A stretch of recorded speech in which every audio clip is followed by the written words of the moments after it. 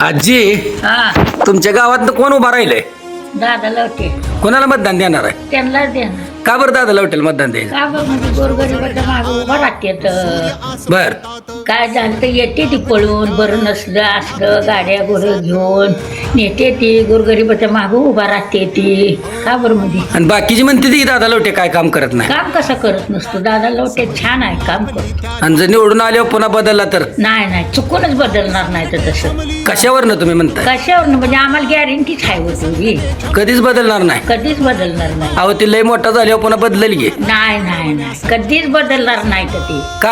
आता आम्ही किती वर्ष इथे एकाच गावात आहे गोवर बर आमचं पळून येणार काटा मोड द्या आम्हाला बर पळून येणार लगेच आजी चला कुठे गेलाय तुमचा मुलगा नसला चला गाडी आणणार आम्हाला नेणार धावणार पोराच्या मागं उभा राहणार आमच्या मागं उभा राहणार बर हा, म्हणून त्याला मतदान द्यायचं का? त्याला मतदान द्यायचं आणि दुसरीने घरी आणून काय तुम्हाला पैसे बिशी काय दिलं, काय आम्हाला पैशाची गरजच नाही हो. तुम्हाला दवाखान्यात नेतो काय म्हणलं काय नाही तसलं काय नाही त्यालाच आम्ही देणार दादा लवटेलाच. दादा लवकर पैशाची आम्हाला गरजच नाही काय करायचं आम्हाला पैसे त्यांनी पैसे दिले म्हणून काय हे असतंय काय पैसे ती म्हणली म्हणजे आम्ही तुम्हाला उद्यापासून सगळं बघतो हे म्हणली. अहो काय सकट नाही त्याला आम्ही सोडणारच नाही तर काय करायचं कोणी बघू नाही तर ना बघू म्हणजे दादा लवटे मागं थांबणार. हा दादा लवटे माझं थांबणार